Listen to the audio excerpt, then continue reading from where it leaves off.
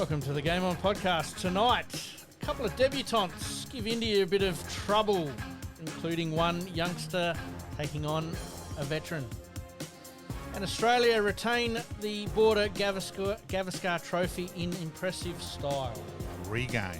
Yes.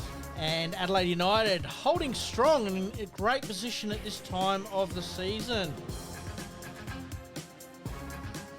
All right, let's do this. Welcome to the Game On podcast and Happy New Year to everybody. My name's Pete, once again joining the studio here with Malcolm. And mate, how's your New Year's period been?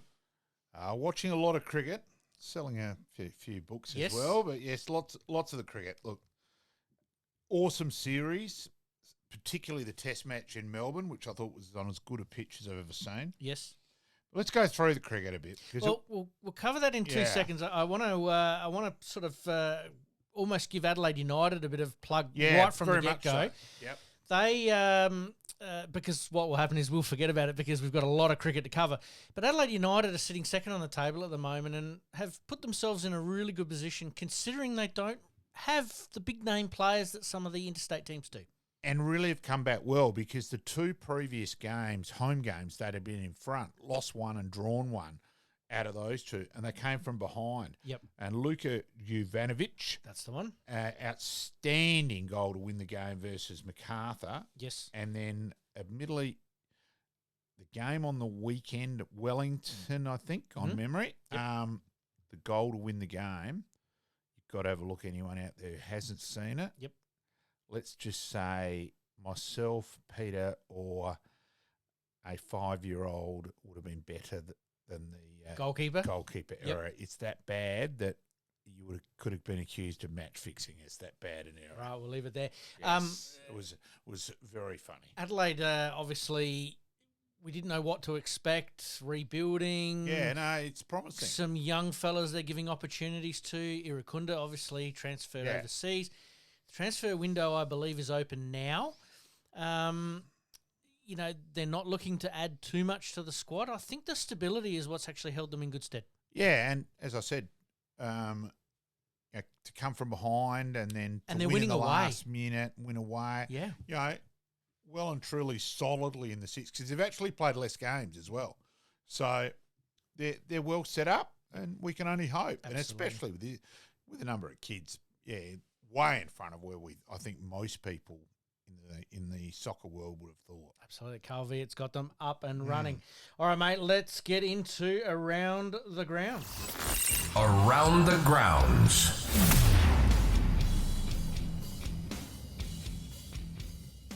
All right, the first one for 2025.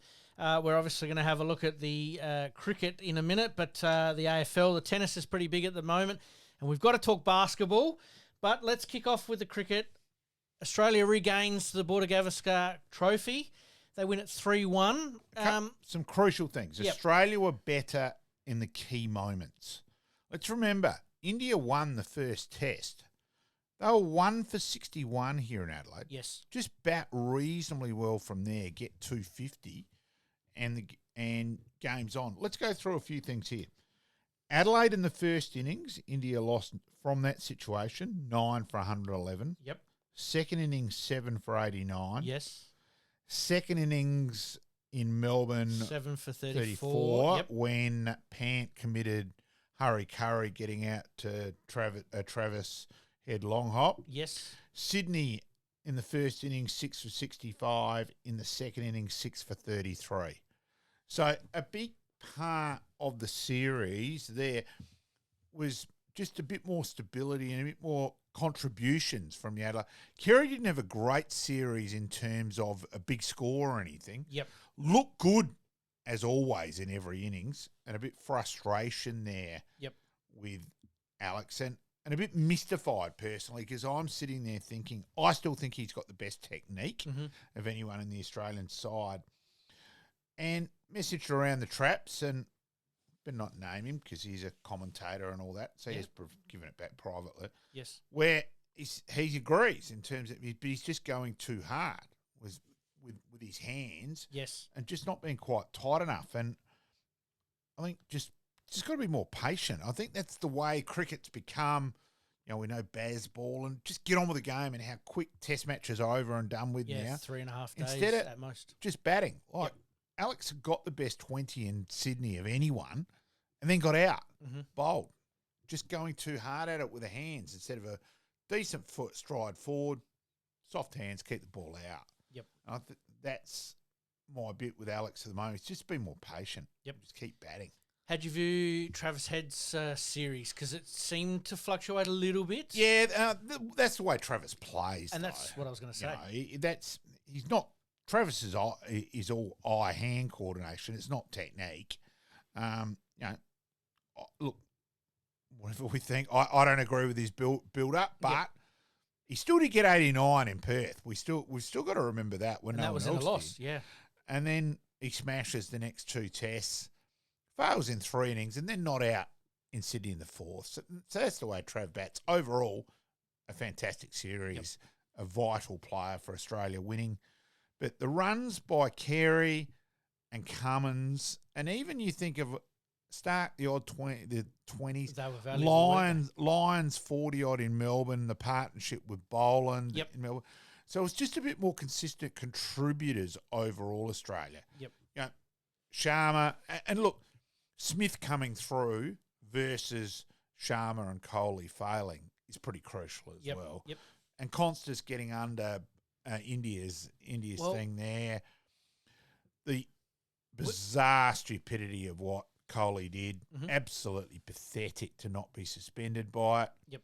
Again, a couple of us worked out what the minimum fee would be. Penalty could be, and had worked it out and said he will get 20% of his match fee. You know, if we'd been together then, I should have messaged you and said, put this up because this is what he'll get. Yep. And, sure enough, it turned out to be never more correct. You know, I wish I'd had a bet on it. Have we ever seen a young fella get under the skin of players like that? Because it is that new breed, and we talk about Hawthorn and, in the football, but there's a young fella who's, didn't quite get the nod straight away. McSweeney got the nod, and we'll talk about that a little bit more in a minute. He then gets his opportunity, then basically goes out there and almost swashbuckling, going, you know what, I'm going to take them on at their own game. And then gave as good a lip as you probably could ever ask for a young fella. Yeah, but it was just different shots. These ramp shots over the keeper and over the... It's never been done before in Test cricket. India... Even England with the baseball haven't done that. Yes. So it was extraordinary. I've never seen anything like it. Yep. And let's remember, he played miss 4 of the first 6. Yep. So if he gets out for a duck, then all of a sudden everyone's going, yeah. And one of them, he's flicked over third slip and it was going to hit leg stump. So it's an extraordinary. Yep. So his hand-eye coordination is ridiculous, yes. But I do think he's got to be smarter. Like in Sydney, he had him on toast and, just a huge agricultural slog. Mm-hmm. And he hasn't done that in Shield cricket. Shield cricket, he's been measured. He's been technique. Yep. He got 200s against South Australia. Yep.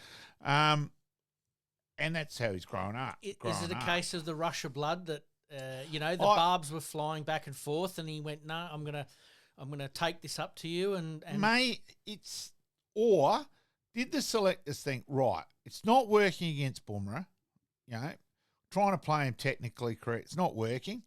He got 60-odd in a 2020 game. Yep. Whether they then thought, right, just have a go. Let's just do this. So I think that's more than because to play those shots, I don't think anyone's going to attempt that without being told. Yep. Go out and especially in your first test. McDonald said, no, it wasn't instruction. I wear that with a grain of salt. I do think he got, and it worked. To Australia's credit, Absolutely. It worked. Got under their skin. Oh look, but Melbourne. Well, you could almost feel the momentum changed, didn't it, in the series? Well, there. Even Labuschagne then started to play with a bit more fluid, bit more authority. Yep. But let's remember, at T, on the last day in Melbourne, it's going to be a draw. Yes. Australia have actually made the decision to bowl Travis after T to catch up on their over rate. Yep. And it was a because of the masterful world, move. because of the world, to make sure that we would wouldn't lose points in the battle in the world for Test the World Test championships. Championship spot. That I admit, I'd actually called into the Alma to watch it, and it was fortuitous because the great man Harry Boyd was there, so it was a good chance to wish Harry all the best at St Kilda and that. So the season ahead. Yeah, so I was glad to catch up with Boydie in that way. But yeah, India's batting then after it was just extraordinary, and yeah. That'd have to be one of the biggest collapses. As you sort of sent me the yeah. you sent me the stats, and when you actually break it down like that, India loses the 3 losses that they lose. Yeah.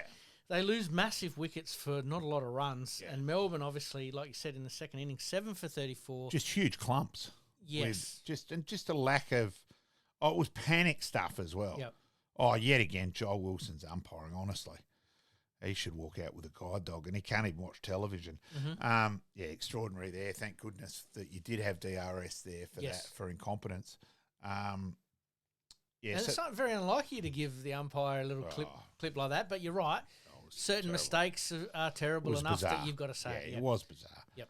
And unfortunately, he just shouldn't be on the panel. Yep. He's struggled in numerous Test matches. Yes. And it's farcical that he is on the panel. It's ridiculous. All right, let's go through some of the players, obviously, for Australia. What were your thoughts on McSweeney? Let's start right from the top there. Were you surprised? I was very surprised. Yeah, I really was. Yep. Let's remember, his innings in Adelaide played a massive part in winning the Test match in Adelaide. His innings with Labuschagne on the first night, batting under the lights on the pink ball. I know it's only 39 in the end, but it was a huge contribution. So to make a significant contribution, and also that second innings in Brisbane, let's remember we were 7 for 50 odd. Yep. You know, so how come his failure mattered far more than anyone else's? Yep. So, yeah, I thought he was extremely unlucky. Unlucky, yep. No, that's probably the word I was coming up with, was unlucky. Usman Khawaja. Very lucky to last the series. Yep. Did look better in the last innings, but let's also remember Bumrah wasn't bowling. Yes. Who knows what would have happened in that chase for 160-odd if Bumrah had been fit to go. Well, because they bowled absolute crap in the first couple of overs. It was, I think you and me could have done that. Like, it was none for 30-odd after 2 overs. Fair enough. Yeah. Sam Constas. Promising. Got to curb a bit. I want to see a bit more smarts. And little worry. I think he's probably said a little bit too much at times. I want to see him. So you're saying that he might have just put a target on his back? Oh yeah, I don't think that'll worry him at all. I don't think that's in his personality. Yep. A couple of people who play with him said he's out there and he's just full of beans, and I don't think that'll worry him. So youthful exuberance. Yeah, so it's different. Marnus Labuschagne. Inconsistent. Still contributed, but inconsistent. Smith came back. Yep. Talk about Smithy in a minute, but Labuschagne, you think lucky to still be at 3? Yeah, I do. I think both Khawaja and Labuschagne had far more opportunities than McSweeney, so I think they're both lucky. I do think the World Test Championship spots, I think they want to go with that same side, basically. Yep. So that's a bit frustrating because you've got a player that's showing a lot of promise but needs opportunity. And is it Cricket Australia falling back into old ways of it's harder to get out of the squad than it is to get in at times? Oh, I don't think there's any doubt about that. Yeah. And I don't agree with the comment which kept made, but he's not an opener. Hang on. He bats 3 for South Australia. He's walked in number of times runs with nothing on the board.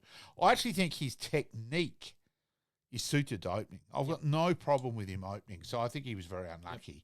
I'm not sure if him and Khawaja together was a great combination that you wanted someone to play a few more shots. So I think the fact that Khawaja was at the other end actually contributed to Nathan getting dropped. Yep.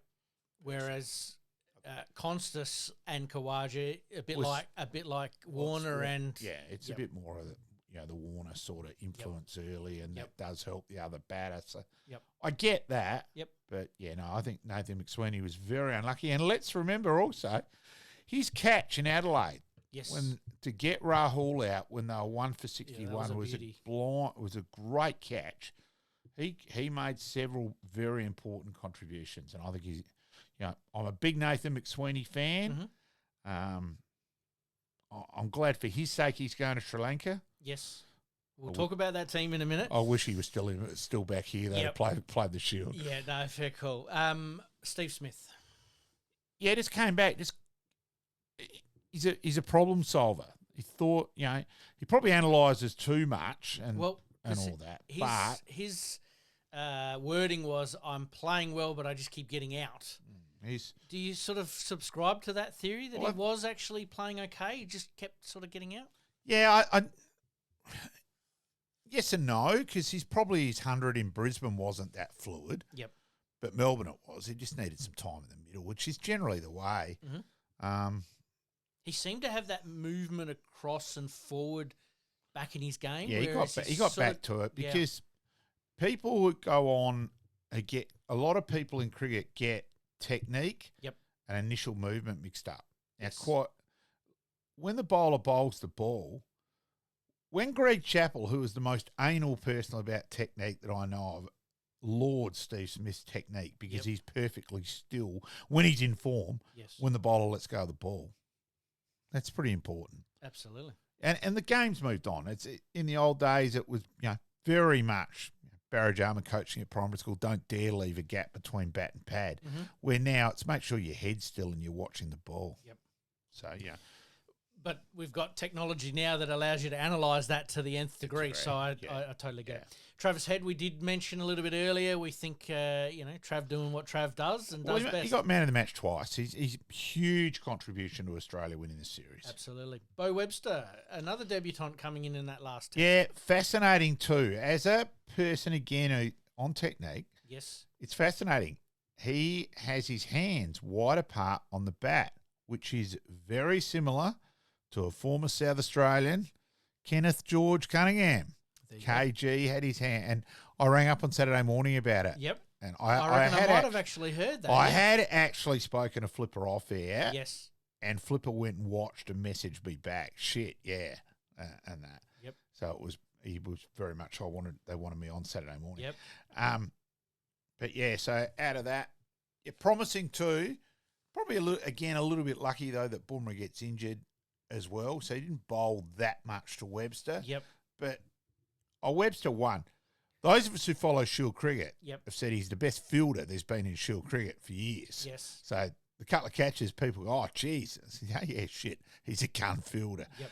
I think he bowls nice and high and over the top. I think he's a big chance to open the bowling in Sri Lanka because they're probably going to play 3 spinners. Yep. So it'll be interesting to see what they do there. Here's the overwhelming feeling that I sort of got was Constas looked like he was the debutant. Yes. Bo Webster looked like he'd been there for a long, long time and was just composed enough. Now, you did say, and you made mention there, that Bumrah wasn't playing in that last inning, so it made him look maybe that little bit better? Yeah, part of that, but also 31. Yep. He's worked his game out. Yes. Constas is 19. Yep. Constas hasn't worked his game out yet. So that's a big part of it. That you've got to know your game inside out, and Bo Webster does. Yep. Now, Bo Webster debuted 5 or 6 years ago. He's not having that success. Right. That's a bit of a throwback to your Hussies, the old stock. The old stock, Darren Lehman, like Lehman, the number of runs, because they spoke about there's Constas, and Cooper Connolly picked. Yep. And hasn't made a first-class 100 yet. Yes. They asked Darren, how many hundreds had you made before he got picked? Yeah, it was about 5 million of them. Poof just replied with, shitloads, wouldn't know. Poof. But that was the overwhelming feeling. That Bo Webster looked like he belonged at that level. And I think that's a very good point you make there, that he's worked his game out. He's 31 years old. He's not a kid. Yep. And it is a bit of a throwback. We did talk about Alex Carey. You're saying softer hands may just sort of help that? He was still a very important contributor to Australia winning this series.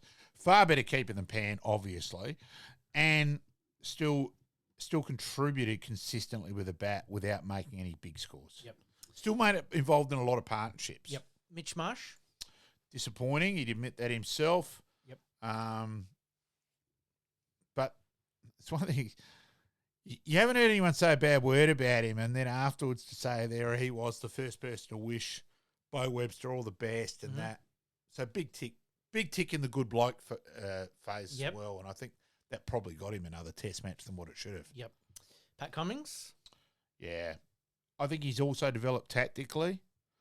Now, underdone in the first test, but he still came through in the fifth where Boomerang breaks down. So there's a bit there to think, hang on, maybe that is the right way to take it because your body's going to get so smashed with those test matches all so close together. Yes. You remember back the old days, you know, you had test match, December, whatever. Then we'd have Australia was always the last test, the Australia Day long weekend. That's right. So the test matches were spread out, where now they're so close together. Yep. And that always shows... But that was because there was 5, though. Yeah.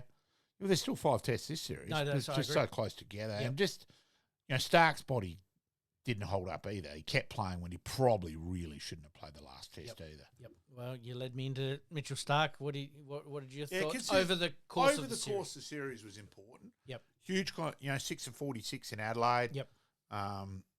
Contributed, got Jay Swale out quite a few times early. Yep.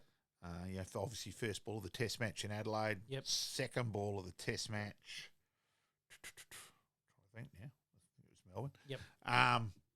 Yep. So there, and he was, Jaz Halls, he's obviously the best of the 4 opening batsmen. So really important contribution by Stark there. Yep.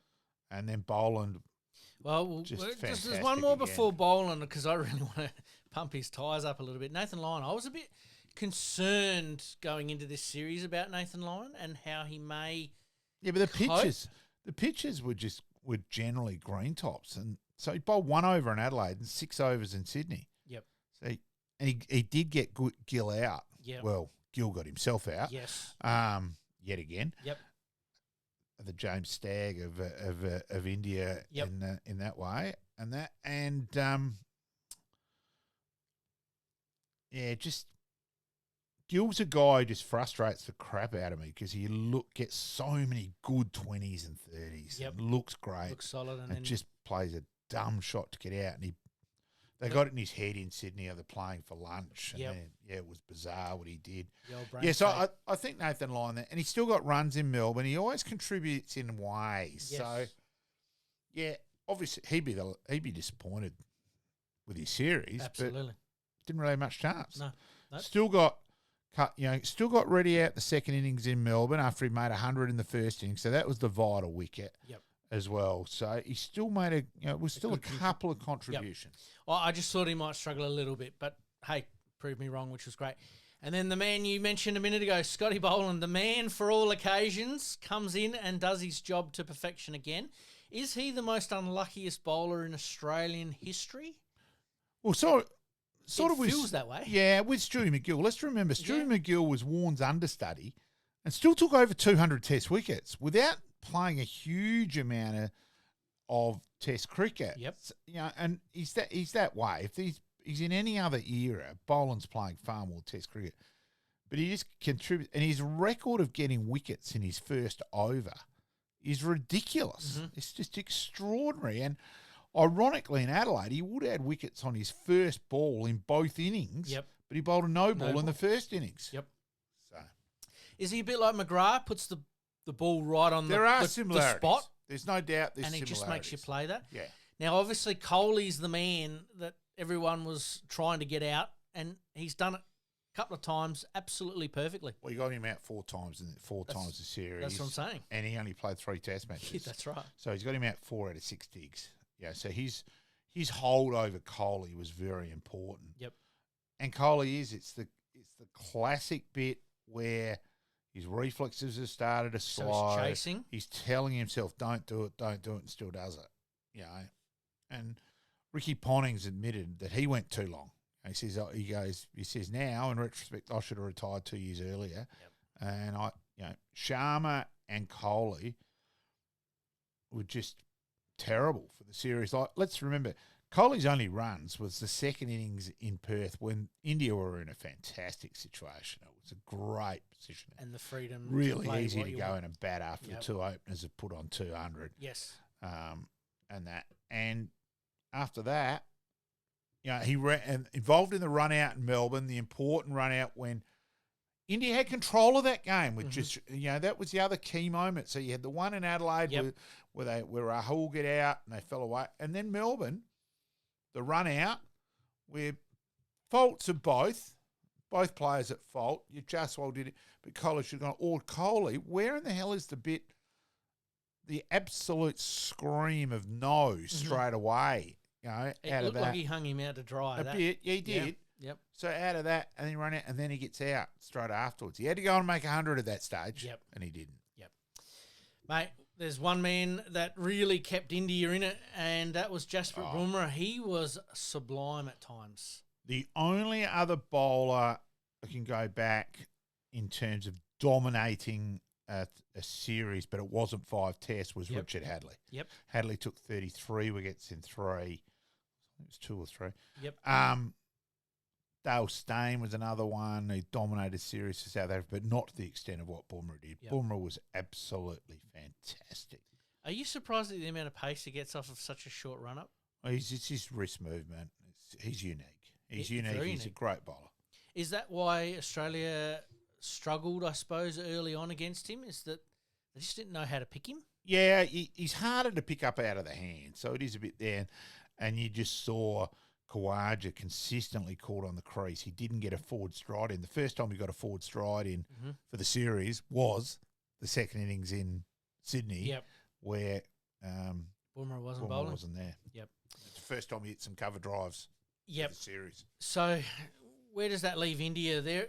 We talked at the beginning of the series saying Australia's a little bit at the crossroads with some decisions to be made, but India have already made it. Well, the players already made the decision for himself to walk away from the game, but they're at the crossroads themselves with who's next going to step in line. Well, they've lost 6 out of their last 8 test matches they've played, only won 1 and 1 And they lost draw. to New Zealand at home. 3, that's what I'm saying. Yeah. 3 there. And big question marks on Rowett and Kohli, whether they go to India to England. Yep. What India decide to do there, who knows? And India tend to let the champions make their own decisions, so it'll be interesting to see what happens there. But theoretically, it is time to move on, both. Yep. All right, we've obviously covered a lot of cricket to start with. There's probably only one other question that I've got to ask, and that is, will we see a 2-tier test competition from, say, 2027 and beyond? And if so, how does it work? Yeah, I've got mixed feelings on it. You still basically need other nations strong in test cricket, and it needs the big 3 to get their head out their backside, particularly India. Let's remember, 78 cents in every dollar in world cricket comes from India. Yep. And, you know, it's an incredible stat, but that's a fact. It's not opinion. That's what it is. Yep. India, Australia and England must support the other nations. Absolutely. It's not only financially, it's got to be help out with expertise as well, coaching, set up pathways, whatever, to have that. Because I don't want to only play India and England every 2 years. And, that's not for me. And we need, those of us older, what do we remember fondly was how bloody good West Indies were. Mm-hmm. That West Indies side when they were strong is still probably the best side I've seen. Yep. We'd love them to come back. Very unlikely. But, and New Zealand also tend to play above their weight. Let's remember, New Zealand have already won a World Test Championship. Yep. You've got South Africa there as well that have always been around the mark but struggling a little bit at the moment. Financially especially. And when you have Indian money dominating, so they actually sent a third string side to New Zealand, and due to the sort of weird way the point system's done, they qualify. And good luck to them. Yep. And let's be honest, for world cricket, it'd actually be a great result for them to win it. Yep. Obviously, as Australians, we're not going to be wanting that to happen, but overall, but you need the big countries supporting the smaller ones well and truly. All right, That's how I feel. last one on the Test cricket before we sort of move on to the Shield a little bit, because that'll be starting to ramp back up pretty soon. February 8th. But the Australian Test squad for Sri Lanka has been named. Sean Abbott, a new name to that squad. What do you think, mate? Yeah, purely it's horses and courses. He's a guy who bats and bowls a bit and all that. Consistent Shield contributor for a long time. Yep. So I think it was also interesting, if Australia's spot in the World Championship wasn't decided, I think Pete Hanscom would have been in the squad. Yep. Once they made it, they decided to pull him out, probably to a lesser extent Glenn Maxwell, but I think Hanscom was in it. And McSweeney and Connolly then came back in the frame once we'd made it. If we still had to win in Sri Lanka, I'm not I think the side would be different. Yep. Cooper Connolly, as you mentioned there. Josh Inglis. Yeah, look, on his batting form for WA the last couple of years, he deserves a spot in the squad. I've got no problem with that. Yep. He's going to be around the mark. Yep. It's also a bit of a worry that he hasn't played cricket now for a while. He did his calf sub-fielding, so he probably hasn't I think he might have played one in game in the 2020 comp, but he really hasn't had a hit since the last Shield game. Yep. So it's a long time between drinks. It is indeed. Matt Kuhneman. Yeah, you got to take a left arm orthodox to the subcontinent. Yep. He's our best left arm orthodox. Yep. I think Connolly, the fact he also bowls left arm orthodox, has contributed to his selection, but you must take a left arm. Absolutely. There. And Todd Murphy's probably the understudy to Nathan Yeah, Lyon. he is. And let's also remember Todd Murphy did well on the tour of India, got 7 for in a test match in India, and he was quite reasonable as in England when after Nathan did his calf. So, yeah, he deserves his spot. Corey Roccacelli probably a little bit unlucky from WA, but no, I would have picked Murphy. Absolutely. Obviously, the usual suspects are there: Labuschagne, Khawaja, and the bowlers alike as well. So we might talk a little bit more about that as to the tactics next week. But let's move on to Shield cricket, mate. Teams will be sort of itching to go for the second half of the Shield season. Yeah, and WA have been pretty hardly hit now in terms of Bancroft getting injured with that collision with Sams for the Sydney Thunder. Yep. Bancroft misses the rest of the season. He not only broke his nose during that, he's done his shoulder blade, so he misses the. That was it's a more nasty than it was clash. terrible, and actually did some unusual other tests on him because they were worried on the concussion delayed side of it.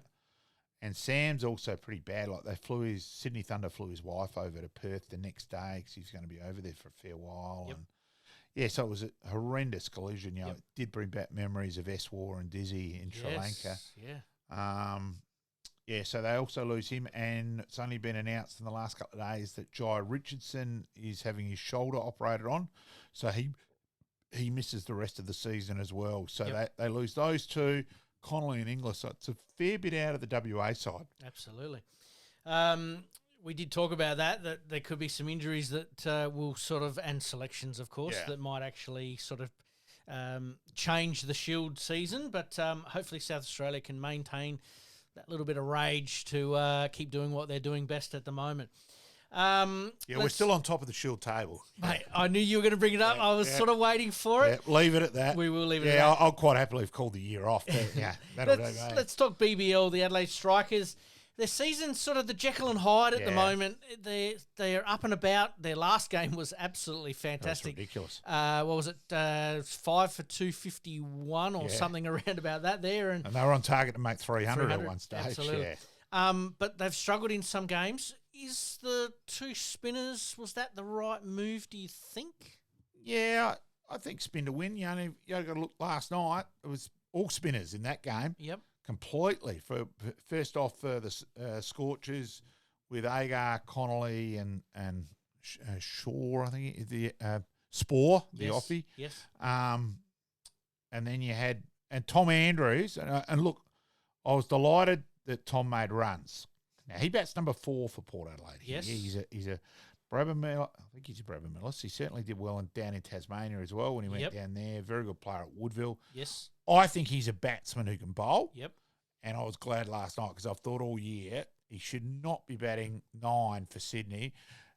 And then he took over last night, 37 off 13 balls, and actually won them the game last night. So, absolutely. Well, we've got an interesting start with Thomas Andrews a little bit later on there. But the BBL, are you enjoying the shortened season? The BBL, have they got it right, and do you think it'll stay this way moving forward? I'd love to even see a couple of games less. I still think that makes each game that bit more important. Yep. And the crowds have come back. Now, you very rarely get that in any sport, lose it and get the people back. Yep. You know, we also had the amusing situation, as we said, on Friday, on Saturday night, where young Haskett's dad takes a catch off his son's bowling. We were talking about that, yep. Now, which, when you think of it, and I was with Sam Ellicott on Sunday, and I said, now, if you take a catch off Ollie's bowling in a district game, I was about to say, you're taking a catch in 20 people there if you're lucky. He's taking the catch 27,000 people at Adelaide Oval, and he's taking the catch off you. A fair effort. Yeah, and you can see the look on his face. Hang on, that's a bit weird. Now, most people, once they take the catch, they're up and about. He looked really sheepish. Really shitty, actually. Yep.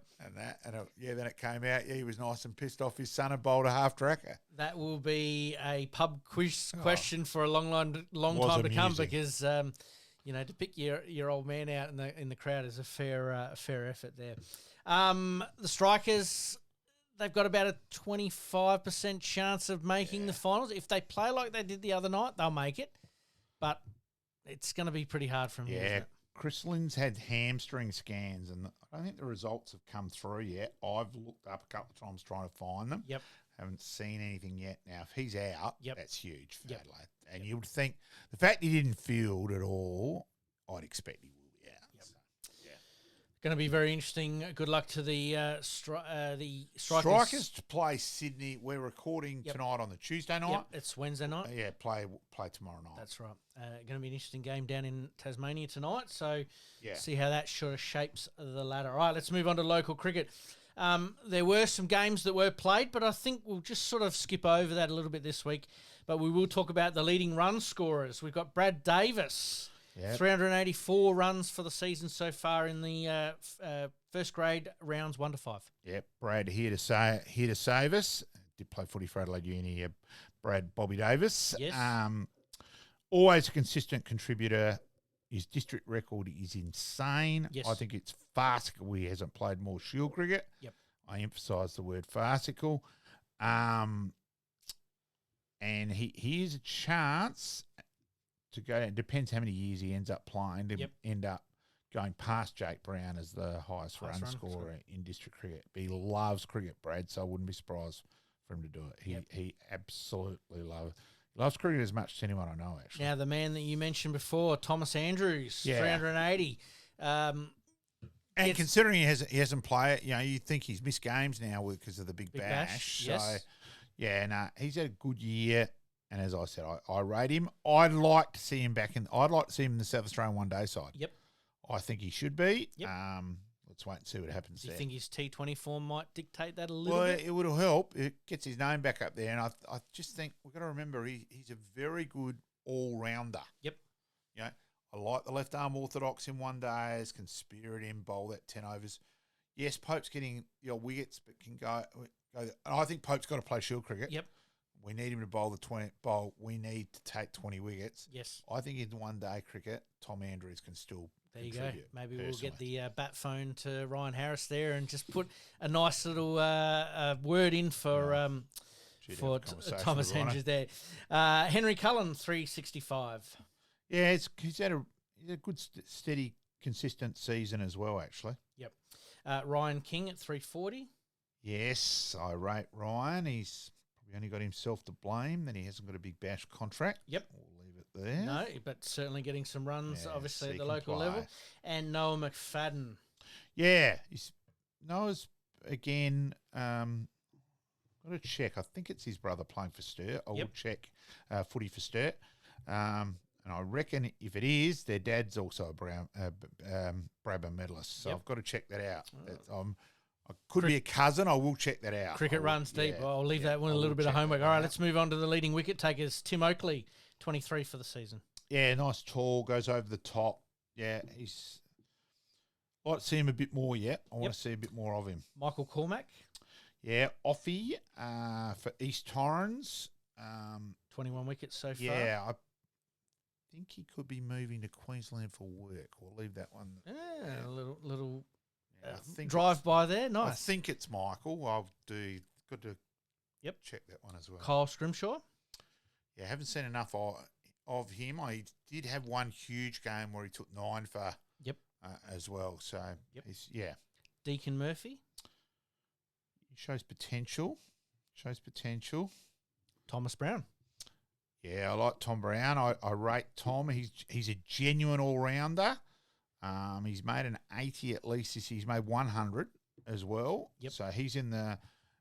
And I admit I don't agree with this. It's his second year in the Saka 19s team. Yes. So he's playing Div 2 when he would obviously be in Uni's Div 1 side, be playing, and he's a very important player for Uni, and he'd be an important player whatever district side he was at, playing in Div 1. So I don't agree with that, with the way they've got that.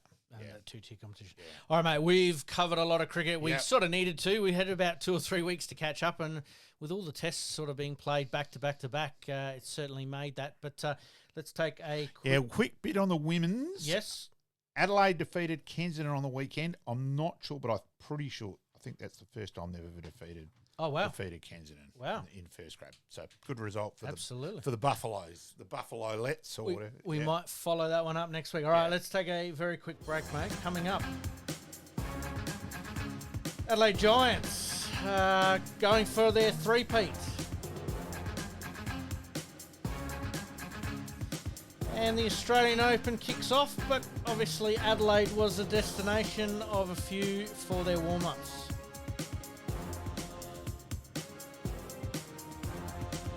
And in basketball, we talk about the Jekyll and Hyde of the BBL cricket. The basketball is in the same boat. Carter just lost. You're listening to the Game On Podcast. We'll be right back after this short break. Looking to buy or sell your home anywhere in Adelaide, from the hills to the sea? Meet Gary KRIEVS, your dedicated local agent from OUWENS CASSERLY Real Estate.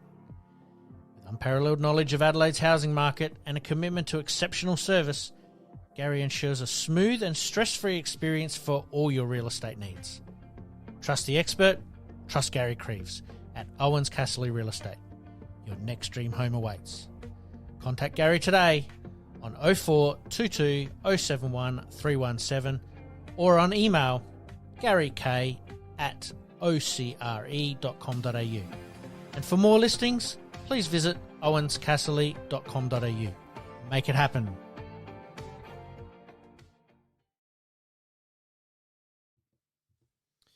We thank our sponsors as per usual.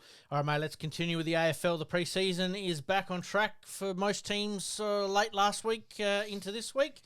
What are we expecting from Adelaide and Port Adelaide at this stage of the season? No injuries would be the Christmas wish. Yeah, the big one, though, is Port Adelaide, obviously, yes, with Todd Marshall. Todd Marshall out for the season with the ruptured Achilles. So I think that's a big loss for Port. Yep.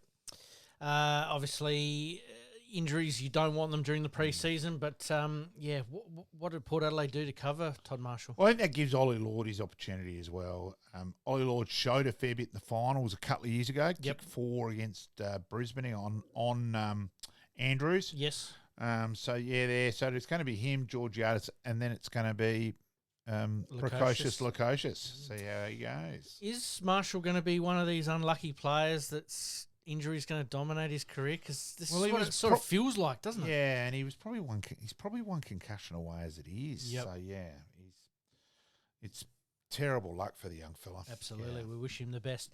We've got to send our condolences there to Michael Turner from the Cats, the young mentor of young talent through their program there. That's a big loss.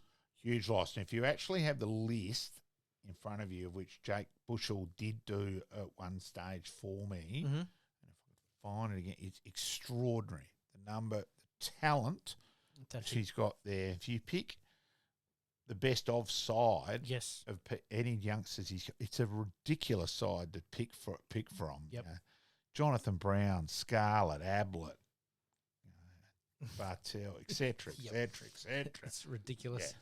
We might follow that one up, mate, and sort of I'll chase Bushy up for that list. Do that list, yeah, that'd be absolutely. Last one on the AFL. It seems like the off-field incidents have been a bit of a focus of this year's Christmas and New Year's break, with a couple of players sort of getting themselves in a bit of trouble. I think Noah Boulder might be in a bit of strife. Yeah, we normally see this with the NRL, but the AFL haven't had it for quite some time, and basically all in one big hit. So yes, watch this space. Best of luck to those players involved there. All right, let's move on to the tennis, mate. The Australian Open has started, but the Adelaide International was underway last week, obviously in Adelaide here. Local hopefuls putting their hand up. Tanasi Kokonakis obviously was probably the one that we were watching, but had to withdraw due to niggling injury. Win last night. And then he had a good win, yeah. So that was encouraging, fought hard. And, really last night it was incredible because I think his opponent had 22 break points and only took 4 of them. So it was really Kokonakis' fight got him over the line. Absolutely. Before we go on to some of the other results there, obviously we've got to talk about Nick Kyrgios making his comeback. He hung in there, but he sort of half mentioned that maybe singles is off the agenda for the Australian Open next year already. Look, let's be honest. If you're talking of Australian sportsmen, any sports person, all you want is them to have a fair dinkum crack. Now, I think he's going to end up as the greatest could have been, it could ever have been. And never wanted to coach, never wanted to do the hard work. Look. But let's look at this from a slightly different slant, is that, yes, he's an Australian, but he's playing for himself. Oh, yeah. Because it is an individual sport. So you've got to... He's a different cat. You've got to present that. Yeah, he's different. But overall, yeah. I think summed up pretty well. The commentator said they're not going to remember his era fondly. And I reckon that's a pretty fair way of putting it. Fair.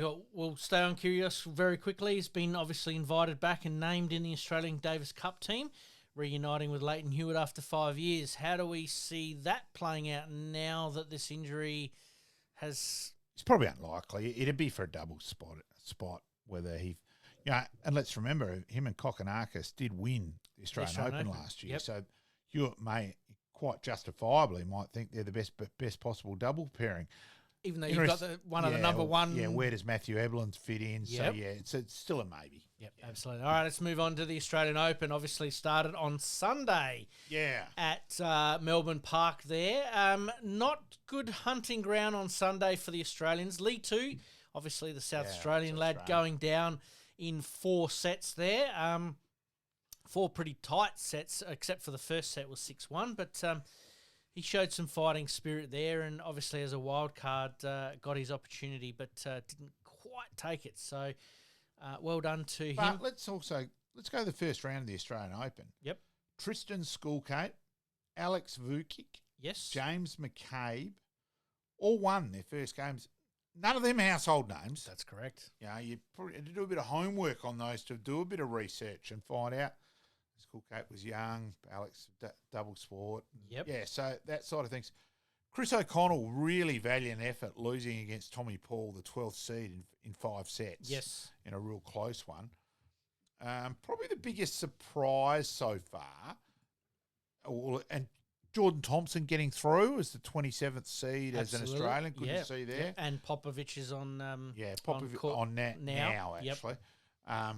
3-3 in the first set about 5 minutes ago. Yes. Tsitsipas losing is big, and that actually apparently is on Dimonow's side of the draw. That's correct. They were sort of going to meet quarterfinals. So that's a good result there for him potentially. Yes.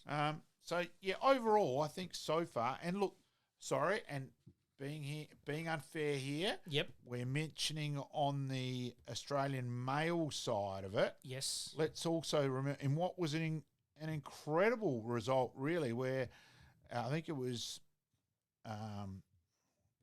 two match points and came back I think it was 5-2 Yep. in the set there. I'm going back through results here. No, that's okay. So it's got to go back to Monday. Talking about Chris O'Connell. No, let's go there. Distance Avia.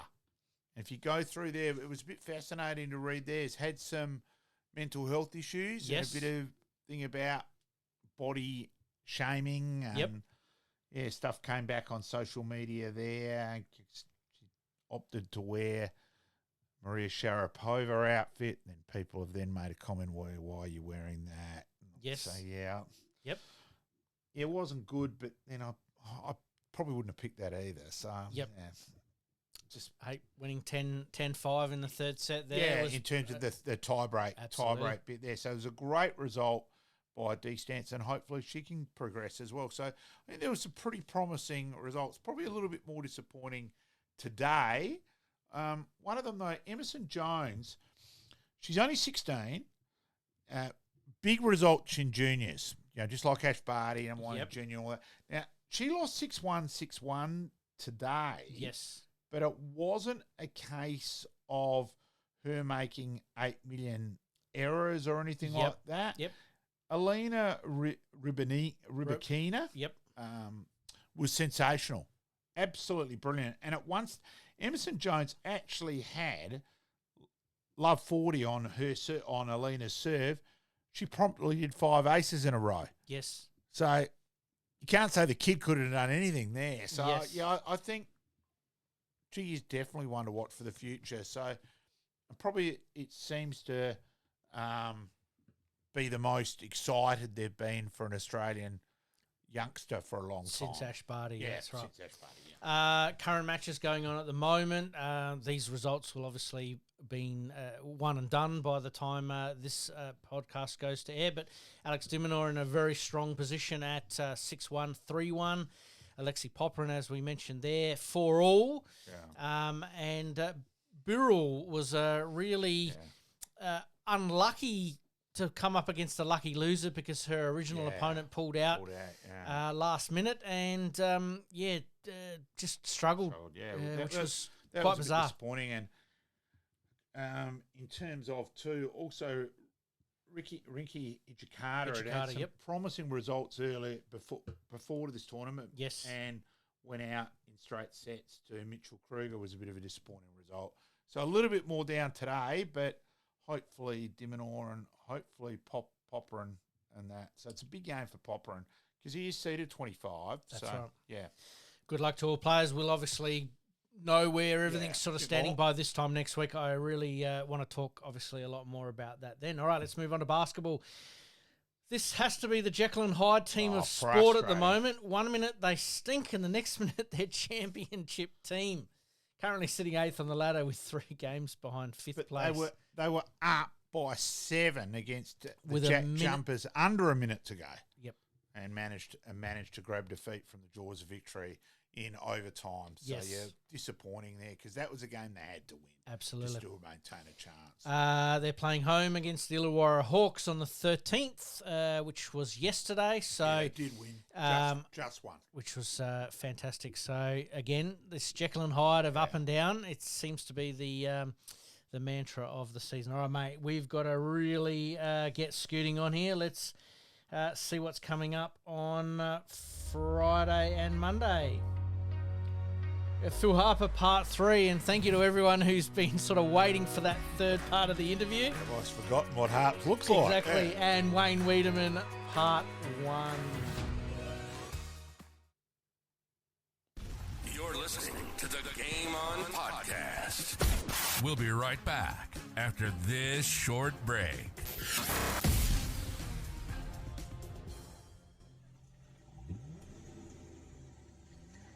Are dents and scratches putting a dent in your day? Introducing Roger Steen Crash Repairs Adelaide, your trusted solution for automotive woes. With over 2 decades of expertise, Roger Steen Crash Repairs guarantees top-notch service, restoring your vehicle to its former glory in no time. From minor dings to major collisions, our skilled technicians handle it all with precision and care, using state-of-the-art equipment and techniques. Roger Steen Crash Repairs saved my car. It looks brand new. Fast, friendly and reliable. I wouldn't trust anyone else with my vehicle. Don't let accidents slow you down. Visit Roger Steen Crash Repairs Adelaide at 14 Penner Avenue, Glynde for quality service you can count on. And here's a special offer just for our listeners. Mention this podcast and receive a $100 discount on your repair. Roger Steen Crash Repairs Adelaide. Excellence in every repair. Flashbacks.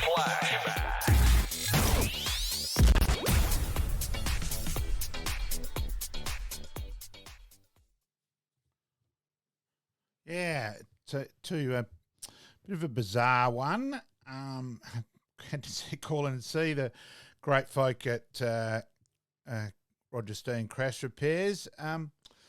In thing at the moment, I've found out, Pete, is pinching and swapping number plates. Wow. So I came out of the shopping centre, couldn't find my car, and I've always been a numbers person, and I'm looking for my number plate. Mm-hmm. And then I found my key ring and clicked on, and sure enough, open it. Didn't think anything of it till I was driving off. Then I pulled over and I went and checked, and different number plate on the front and back seat, and I knew it was what my correct number plate should have been. Yep.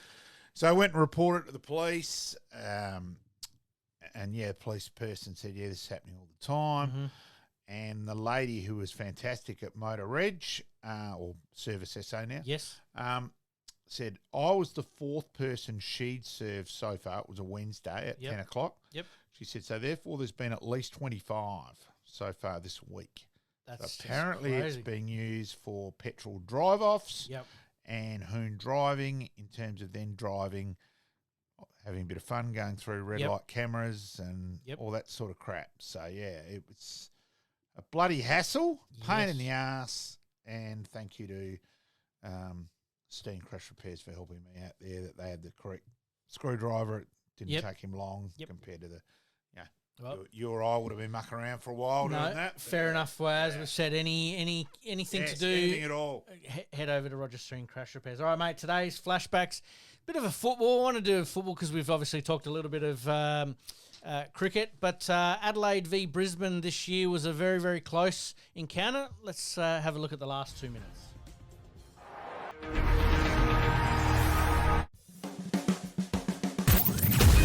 Extra time. Big finish.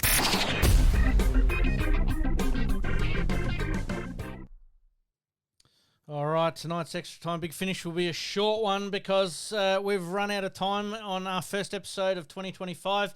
But we'll talk about the AFLW next week, the NBA, obviously starting to shape up. The NFL is obviously getting to wild card round. That'll all be sorted out. And the SNFL, we might get somebody on from the SNFL to talk about that. Yep. But probably the big one here for me is the Adelaide Giants making a finals bid once again for a three-peat. Yeah, a little bit disappointing on the weekend because they were a chance to get top spot. They needed everything to go their way, but they didn't help themselves. Lost their last couple of games against Brisbane. Turned out, even if they'd won them, I think they would have finished half a game still short. So, hey, you got to be in it to win it. Yeah, there's still a big chance. Absolutely. So go the Giants. Absolutely. Looking forward to that as well. Live Golf, we'll touch on that briefly. We might get Craig on to talk about that. February 14 to 16 here in Adelaide. Be interesting with the timing change. Normally it's back in March, but they're moving it forward to February, so it's going to be interesting how that goes. Mate, we better wind things up there. The good, the bad, the ugly for this week, mate? I'm going to go so far the Australian ladies team beating England so far in both one-dayers. Yes. Controversy. The England lady today, now, Jones, whether she's either miscounted, which is what the commentators said, I actually think what's happened is she's just on another planet where Annabelle Sutherland, because she's bowled 2 balls above waist high, gets removed from the bowling attack. Yep. Taylor McGrath bowls the last ball of that over. Now, I think she's got so tunnel vision, she was thinking that's the first ball of the next over. Yep. I still think that's the one. And like Riley Meredith down in Tasmania, despite the fact professional sport and all that, doesn't mean the person's going to think. Great result for Australia. The ultimate brain fade. Yeah, it was. It was staggering. look, whether they still would have got him or not, but how you can end up only having him chasing 180 and get yourself to a spot that you're going to need 22 off the last 2 overs anyway, yes, I think it's quite crazy as well. Yep. So, Yep. well done to Alana King, 4 for 25, was the key bowler today. absolutely. Channel 7, though, so the game's on today. Mm-hmm. All of a sudden at 3:30, they went to border security. How in the hell that is, I don't know whether it went to the other channel because we don't pick that up. Oh, okay. We're one of those people where that channel doesn't work. Right. We're not. You're not on your Pat Malone there. Yep. So yeah, watching that. So It's 6 for 120. The game's evenly poised. Yep. And it goes off air. I think you've covered the good, the bad, the Yes, ugly, all all in in one one. I Yep, think you've done yep. well. My good, obviously, right now is looking at Alexi Poprin taking the first set, Yes. 6-4. So well done there. A bit of fun to sort of finish us off tonight. We're going to throw it out there on the socials. Nicknames of players and some famous nicknames that have gone around. We're going to throw that out there to the listeners and see what comes back. It could be quite interesting, some of we them, could that's for certainly sure. use some of Adelaide Uni Footy Club's Yep. ones there. Yes. Look forward to hearing them next week. Mate, we better wind things up. It's been a great start to 2025. Good to be back on air with everybody. Please like, rate and subscribe, as we always say. And, mate, we've got to do better than this. Yeah, especially with me getting hacked on Facebook. So Yep. if anyone can get out there and get things listening would be helpful. Absolutely. All right, mate, let's wind things up there, and we'll see everybody next week. Thanks, mate. In this crazy world we live in, we all need the distraction. Enjoying the show? Like, rate, and subscribe. Hook up and connect with us on social media at Sportscast SA. We'll see you next time on Game On.